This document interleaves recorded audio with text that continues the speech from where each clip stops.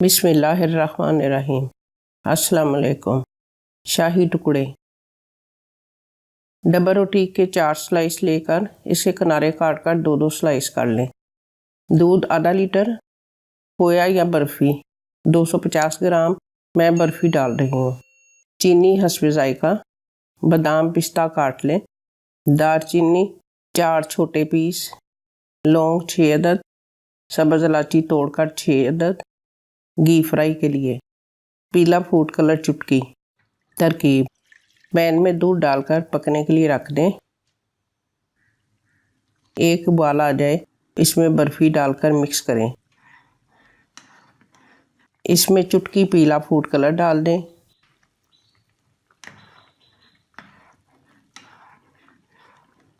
अब इसमें 1 टेबलस्पून चीनी डालें। अब ये मेरे जायका के मुताबिक चीनी ठीक है। आप अपने जायका के मुताबिक चीनी डालें और फिर बादाम क्रश करके डाल दें। अब ये दूध तैयार है। अब अपने हिसाब के मुताबिक बादाम पिस्ता और डालें। ये थोड़ा ठंडा कर लें। एक पैन लेकर इसमें देसी घी डालें। आप चाहें तो ऑयल भी डाल सकते हैं। मैंने इसमें घी डाला है। घी में दालचीनी सब्ज़ इलायची लौंग डाल दें। अब इसमें कटे हुए स्लाइस डालकर हल्की आंच पर गोल्डन और क्रिस्पी कर लें। अगर आंच तेज़ होगी तो स्लाइस एकदम गोल्डन हो जाएंगे, वो क्रिस्पी नहीं होंगे और जल जाएंगे।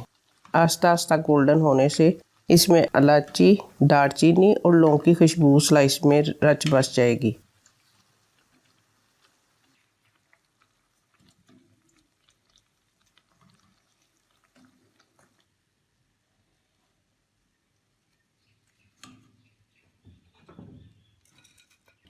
अब ये सारे स्लाइस तैयार करके एक डिश में तरतीब से स्लाइस रखें।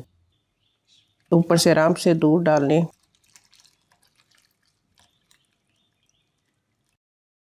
फिर बादाम पिस्ता से गार्निश करें।